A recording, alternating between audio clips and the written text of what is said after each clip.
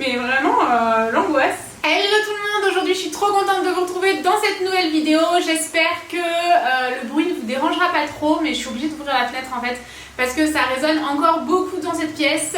Les vidéos bébé je les tourne dans la chambre de bébé, d'ailleurs on a bien avancé. On vous a fait un update de la chambre de bébé parce qu'on a enfin reçu le lit.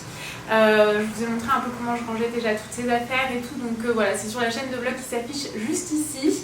Et comme d'habitude, j'en profite, je me répète un peu si jamais vous regardez toutes mes vidéos, mais j'en profite pour vous dire que si jamais vous avez envie de me suivre au quotidien, de suivre ma grossesse, j'ai commencé à faire une highlight grossesse d'ailleurs, pour que vous puissiez vraiment voir l'avancée de mon ventre et tout régulièrement, et bien rejoignez-moi sur mon compte Instagram puisque c'est là-bas qu'on se retrouve tous les jours d'ailleurs. Depuis l'annonce de ma grossesse, j'ai décidé de poster vraiment tous les jours. C'était difficile avant de poster parce que forcément vous n'étiez pas au courant et je galérais un peu, j'étais hyper malade et tout, mais j'ai vraiment décidé de poster tous les jours et je m'y tiens par un petit couac en 15 jours. Donc rejoignez-moi sur mon Instagram. Donc aujourd'hui j'ai repris mon petit journal de grossesse. Je vous le recommande toujours autant. Franchement je suis vraiment contente de mon achat. 12 € je crois, 12,50 € et vraiment c'est un bon investissement que je vais vraiment garder toute ma vie, j'en suis certaine. Le premier trimestre de grossesse a été très compliqué pour moi. En tout cas le deuxième et le troisième mois, surtout le deuxième. Mais c'est une mouche, mais qu'est-ce qu'elle est? Elle manque d'oxygène ou quoi? Oh j'ai eu peur, j'ai vraiment cru que c'était l'araignée qui sautait dessus. Je vous ai tout expliqué dans une vidéo que je vous mettrai dans la barre d'infos, c'est-à-dire tout ce qui s'est passé le premier mois, quels ont été mes premiers symptômes, et je l'ai su à un mois de grossesse. Donc voilà, dans la vidéo je m'arrêtais à comment on l'a appris avec Tanguy. Alors je vais vraiment reprendre à partir du moment où voilà, le premier mois est passé, on l'a su, etc. Tout ça c'est dans cette fameuse vidéo. Et au moment où on l'a appris, le confinement est tombé, donc tout a fermé, tout a commencé à être très compliqué, tout a commencé à être très anxiogène. Les femmes enceintes au départ n'étaient pas considérées comme à risque, ensuite oui. On ne pouvait pas du tout partager cette grossesse avec nos proches parce qu'on ne pouvait pas leur dire en face, etc. Donc la première semaine est passée vraiment très bien, je continuais à faire du sport et tout ça, donc évidemment plus en salle mais vraiment à la maison, chose que j'adore faire. Vous savez, j'ai créé mon propre programme, donc du coup je faisais mon programme à moi en enlevant les seaux, etc. Enfin voilà, je sais exactement ce que je peux faire et ce que je ne peux pas faire, je suis vraiment bien renseignée. Alors je sais exactement, évidemment je peux faire des erreurs, mais je suis quand même vraiment très bien renseignée et le sport m'intéresse énormément, vous le savez. Donc la première semaine ça s'est bien passé, j'ai pu continuer à manger normalement, à faire du sport. Je me suis dit ok cool, je suis à un mois, une semaine, peut-être que je suis sauvée de ces fameuses nausées, brûlures, remontées acides, vous savez, ce genre de choses. Et en fait non, à 5 semaines de grossesse, du jour au lendemain, se sont déclarées les fameuses nausées. Ça a été le pire symptôme pour moi, les nausées. Ça a vraiment duré pratiquement... Allez, ça a duré un bon mois et demi. Et c'est parti comme c'est venu, du jour au lendemain. Honnêtement, c'était un enfer. Il y a des matins où je me levais, je pleurais parce que j'en pouvais plus. J'avais vraiment de très grosses nausées accompagnées d'énormes migraines. Et je pense que ce qui a pris le plus le dessus, c'est quand même les migraines. Parce que c'est vraiment des migraines qui en plus amplifient les nausées, parce que quand vous avez des très grosses migraines, des très gros maux de tête comme ça, on a tendance à se mettre dans le noir, on a envie de vomir, enfin vraiment j'étais obligée de me mettre dans le noir, je pouvais plus bouger. Il y a des matins où je me levais avec la tête tellement défoncée, mais vraiment vraie, j'avais l'impression qu'on me mettait des coups de marteau sur les parois, et ben j'étais obligée de rester couchée quoi. Il y a des jours où je me réveillais, Tanguy me ramenait vite quelque chose à manger, je mangeais toujours du pain grillé avec du beurre, parce que j'arrivais pas à me lever et à aller manger, et parfois je me rendormais jusqu'à midi. Ça ne me ressemble absolument pas, pas du tout. Moi je me levais à 7 h tous les matins avant cette période là de ma vie et ça a été très compliqué. Je me suis vraiment sentie diminuée. J'ai eu de la chance par contre parce que j'ai eu que 2 vomissements. C'est pas toujours accompagné de gros vomissements, mais par contre une fois j'ai mangé des maltesers, j'avais une envie de maltesers, j'en ai plus remangé depuis. Vous savez que c'est un de mes trucs préférés, je n'arrive plus à en manger, ça me donne vraiment mal au cœur et des vraiment big vomissement. Ce jour-là, j'ai vomi, mais je pleurais en même temps que je vomissais. C'était un enfer. Et le deuxième vomissement que j'ai eu pendant ce premier trimestre, ça a été un matin. Je me suis levée peut-être 5 minutes après m'être réveillée. Et voilà, je pouvais vraiment me lever et aller me préparer mon petit déjeuner. Je me suis mise à vomir, mais la bile, je me sentais mal, un truc de malade. Mais voilà, ça a été mes 2 seuls vomissements. Mais c'est vrai que les nausées, ça a vraiment été un symptôme très très compliqué. Et je me demandais comment j'allais faire si les nausées et les migraines duraient 9 mois, comment j'allais pouvoir vivre ma vie. Et en fait, si jamais vous êtes sur votre premier trimestre et si jamais comme moi vous dévorez toutes les vidéos du premier trimestre pour essayer de trouver le remède miracle, sachez que rares sont les femmes qui gardent ces nausées tout le long de la grossesse. Mais dans la majorité des cas ça passe, donc vous inquiétez pas, ça va certainement passer pour vous aussi, croyez-moi. Moi je pensais que j'allais jamais me sortir de cet état.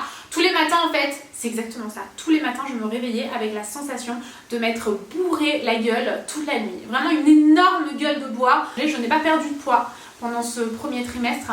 Par contre, c'est-à-dire que je mangeais un peu toute la journée. Vraiment des toutes petites quantités mais un peu toute la journée. Ce que je pouvais, j'ai vraiment eu des lubies avec les patates pilées, vraiment une espèce de purée maison avec des patates bio, je trouvais ça trop bon, ça me faisait vraiment du bien. Du quinoa avec du citron, ça me faisait trop de bien pareil. Du Babybel, Babybel c'était toute ma vie. Et j'étais aussi constamment assoiffée, mais vraiment assoiffée.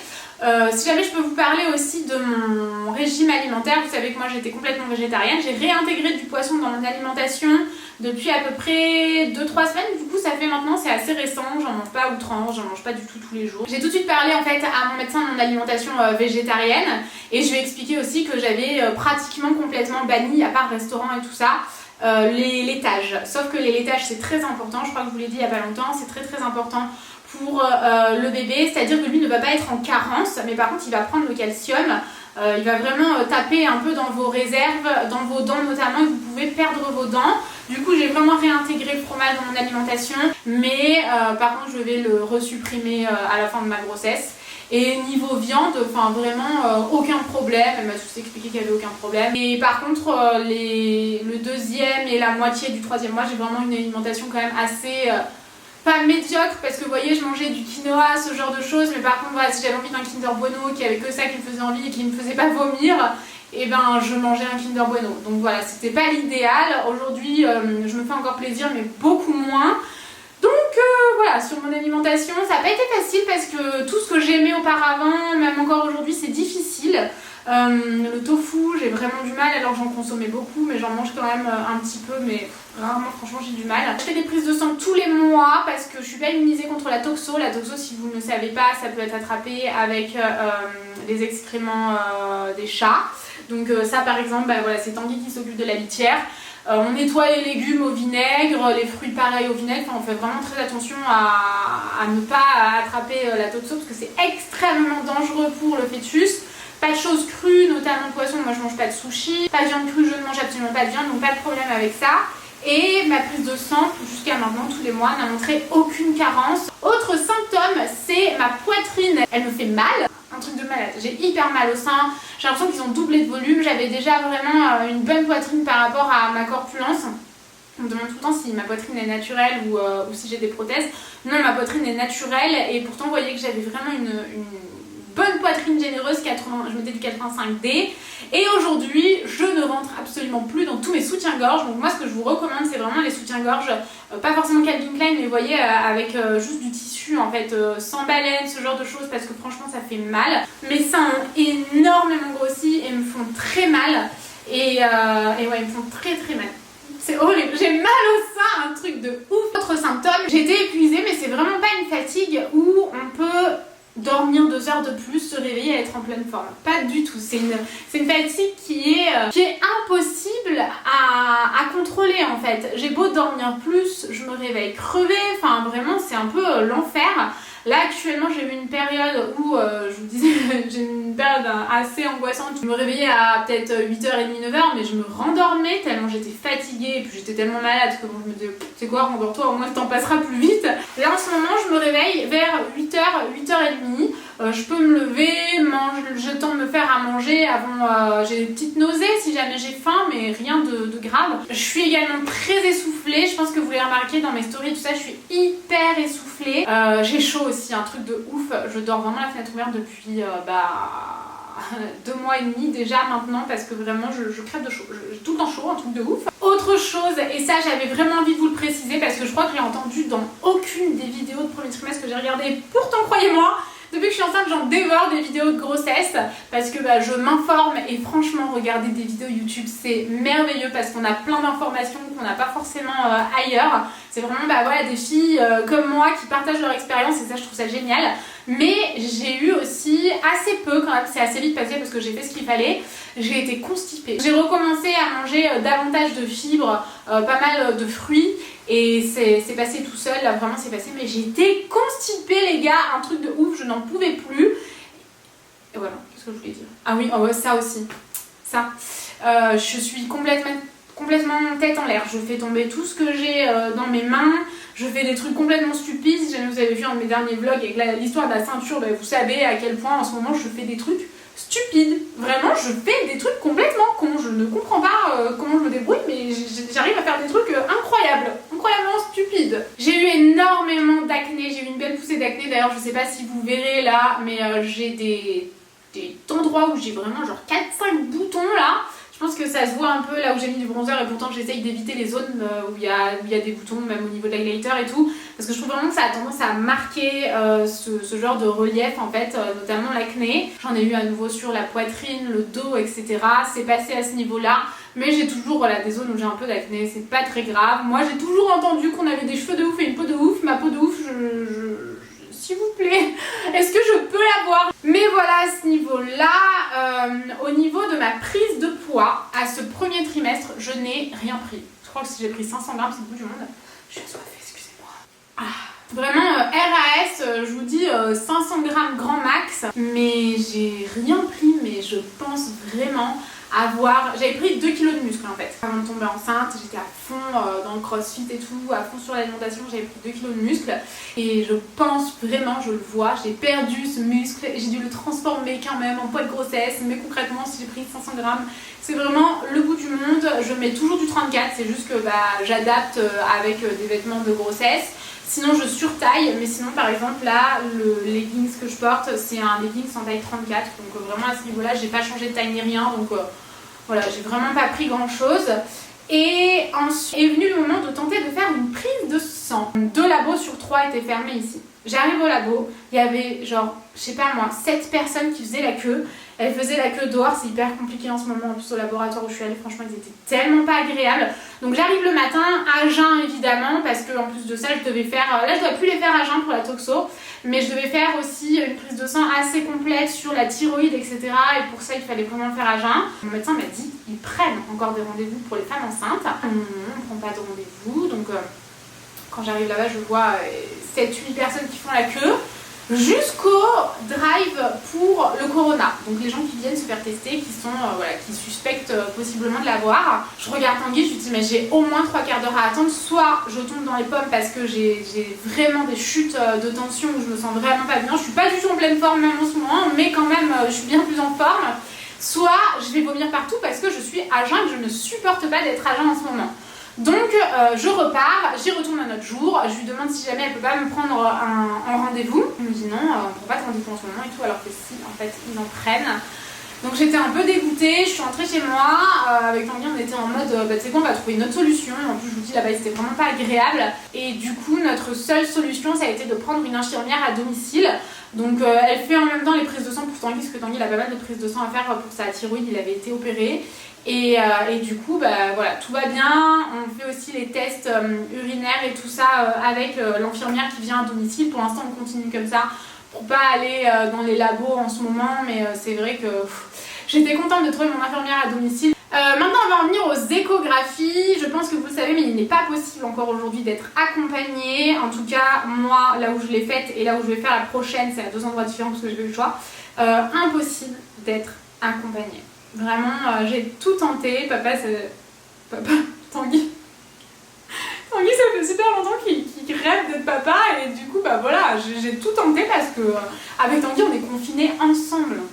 Enfin, c'est quand même, je vois pas quel est le risque supplémentaire, même si eux ne savent pas si on dit la vérité, si réellement on est confinés ensemble ou pas, donc ils prennent 2 fois plus de risques, j'en ai conscience, mais c'est vrai que bon, j'ai un peu du mal à concevoir ça.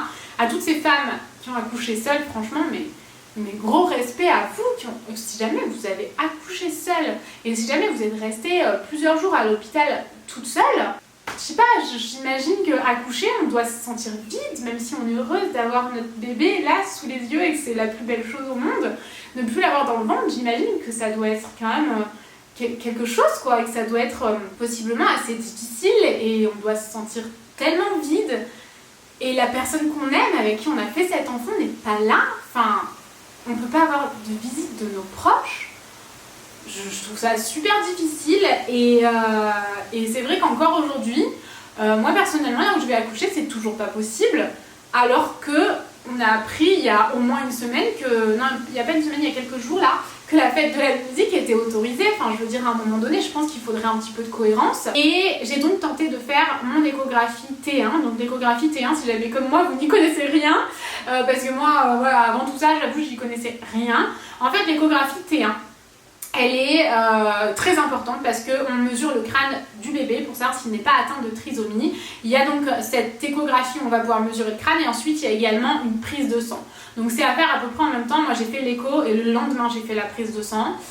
Tout va bien d'ailleurs, je suis à un risque sur 1200. Donc voilà au niveau de la prise de sang et au niveau de l'écho, comme je vous le disais, c'est vraiment une échographie qui va vraiment servir à mesurer le crâne, etc. Je vous ai fait un vlog sur cette écho, si jamais vous avez envie de la voir, je vous ai vraiment montré notre bébé. Donc voilà, ça a été autant émouvant qu'angoissant cette écho parce que quand j'ai appelé aux endroits, il n'y en a pas 36 000, mais j'ai appelé partout ici où je pouvais faire une échographie. J'ai même appelé des échographes qui ne font pas d'échographie de grossesse, mais écoutez, j'ai appelé tout le monde en fait, j'ai fait tout ce que je pouvais.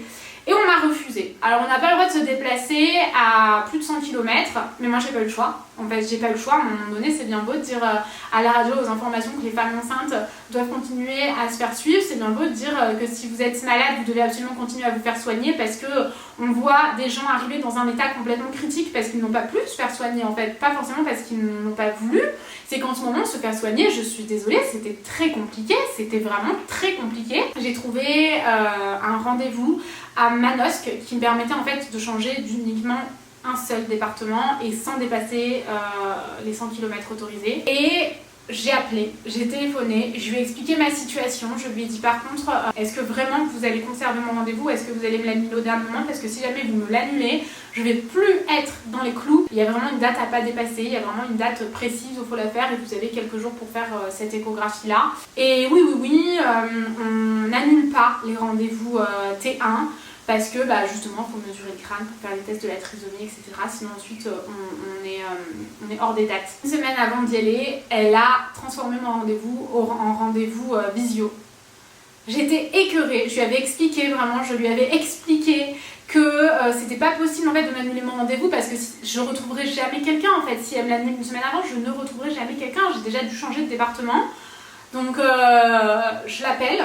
En plus, j'ai reçu un message à 18h et c'était fermé, donc j'ai passé la nuit comme ça au bord du gouffre, sachant qu'on avait passé une journée entière à trouver un rendez-vous voilà, chez quelqu'un qui n'était pas trop loin. Tous les gens ici me refusaient en me disant que en fait ils avaient décalé tous leurs rendez-vous à cause du Covid et donc ils étaient complets. Je leur demandais mais est-ce que vous avez quelqu'un à me recommander? Non, on n'a personne à vous recommander. Enfin vraiment j'ai trouvé ça, mais j'ai été écœurée. J'ai été vraiment écœurée de me retrouver dans cette situation. Et là, encore une fois, je revenais au point de départ, sauf que là, j'allais plus être dans les clous, quoi. J'allais plus être dans les clous. Et donc, j'appelle, je lui explique, je lui dis, je suis désolée, mais il faut faire quelque chose, quoi. J'ai téléphoné, je me suis assurée que vous n'alliez pas annuler mon rendez-vous. Donc, elle m'explique qu'en fait, elle n'a pas dû faire attention que c'était un rendez-vous T1, mais qu'elle me rappelait. Donc, j'attends quelques heures. Franchement, tout ça a été monstrueusement long à mes yeux. J'attends quelques heures, elle me rappelle, elle m'explique en fait que tous les rendez-vous à Manosque ont été annulés parce qu'on ne pouvait pas respecter les règles, etc. Enfin, je pense que ça aurait été bien de juste pas prendre de rendez-vous à cet endroit-là dans ce cas-là et de me le dire au téléphone quand j'ai téléphoné. Et donc qu'elle mettait mon rendez-vous à Aix-en-Provence. Donc ça me faisait traverser 2 départements. Ce qui n'est pas incroyable, mais je m'en foutais. Moi, je voulais juste voir si mon bébé allait bien. Elle m'explique que je pourrais pas être accompagnée. J'ai quand même rappelé un jour avant, j'ai tenté, mais non, c'était pas possible. Donc après, je comprends, j'ai pas insisté. Donc, j'ai fait quand même pas mal de routes pour aller jusque là-bas, sachant que sur les aires d'autoroute, les toilettes étaient fermées. Donc, je pouvais pas aller aux toilettes, sachant que vous vous en doutez, mais je l'ai pas dit, mais j'ai envie de... Moi, j'étais déjà quelqu'un qui faisait pipi H24, donc là, en ce moment, je vous raconte pas, c'est un enfer. Et donc, arrivé là-bas, à mon rendez-vous, franchement, je trouvais que c'était quand même... Enfin, c'est vraiment une ambiance particulière en ce moment, c'était assez froid, c'était ma première écho, c'était très spécial. Je lui explique aussi que j'avais comme une boule à la naissance du sein qui me faisait très mal. Après les seins travaillent en ce moment, donc voilà, je savais que c'était possiblement pas grand chose, mais ça m'inquiétait beaucoup et donc je lui ai demandé si on pouvait regarder et là elle me dit non. Elle me dit pas la même machine et tout, donc j'explique que je veux juste qu'elle touche en fait pour voir si tout va bien parce que moi j'aurais pas de rendez-vous chez un gynéco avant 6 mois ici d'après ce que j'ai compris. Et en fait elle a quand même regardé donc ça va. Ensuite je lui demande si je peux filmer parce que mon compagnon était vraiment très attristé de pas pouvoir y assister, que je voulais juste filmer pour lui et elle m'a dit non. Donc voilà, ça a été quand même assez... Elle restait très gentille, elle me disait pas non de façon atroce et tout, mais c'était très froid avec le masque, on voit pas l'expression des gens, donc c'était quand même assez particulier. Je me sentais très mal et quand on a fait l'écho, j'ai quand même compris pourquoi est-ce qu'elle voulait pas que je filme, c'est qu'il fallait vraiment rester immobile. Elle mesurait vraiment le crâne. Elle a passé un moment d'ailleurs, elle appuyait très fort sur la vessie, en plus j'en pouvais plus, j'avais envie d'aller pisser les gars, je n'en pouvais plus, j'avais pas pissé depuis 3 heures, j'étais au bord du gouffre. Et je voyais ses petits doigts, ses petites mains, ses petits pieds avec ses orteils et tout, d'ailleurs le gros orteil franchement je le reconnais, c'est même le mien. Et elle est restée un moment sans me parler, elle a commencé à regarder et au bout d'un moment elle m'a dit si je ne parle pas c'est pas qu'il y a un problème mais c'est juste que faut vraiment mesurer le crâne et tout, mais du coup j'ai eu un peu peur au départ, Tanguy était pas là, mais j'avais l'impression qu'elle me refusait tout, donc voilà, c'était pas forcément évident, je suis très attristée que Tanguy ait pas pu y assister, mais c'était quand même une ambiance très particulière et je pense que la plus belle échographie restera la deuxième, je l'espère, donc je dois encore patienter un petit peu, c'est là où on va savoir le sexe du bébé, donc j'espère vraiment qu'il va pouvoir y assister, mais pour le moment c'est pas le cas. Je connais quelqu'un qui a fait une écho là il y a quelques jours et c'était toujours pas autorisé. Tout allait bien, le bébé avec ses petites mains et tout, enfin, franchement c'était trop mignon, allez voir mon vlog parce que c'était adorable, je vous ai partagé quelques clichés vraiment, c'était trop beau quoi. En gros, disons que c'est la fin du premier trimestre, ensuite j'ai commencé à me sentir un peu mieux quand même, je vous avouerai, à la fin de ce premier trimestre, comme je vous le disais, à peu près 2 semaines avant, j'ai commencé à me sentir un peu mieux. À la fin vraiment du 3e mois, ça allait vraiment mieux et là je vais vraiment bien, je suis à 17 SA là si jamais vous vous posez la question. Et voilà, je suis vraiment très contente, le lendemain on a eu les résultats, 10 jours après je crois on a eu les résultats de la prise de sang par rapport encore une fois au test sur la trisomie parce qu'ils se font en 2 étapes différentes, l'échographie et la prise de sang. Et voilà, je vais en rester là. J'espère en tout cas que cette vidéo vous a plu. Mettez un pouce en l'air si jamais c'est le cas. Je suis désolée, elle a été très longue mais j'avais beaucoup de choses à vous dire. Je vous fais plein de gros bisous et je vous dis à très vite dans une prochaine vidéo. Ciao!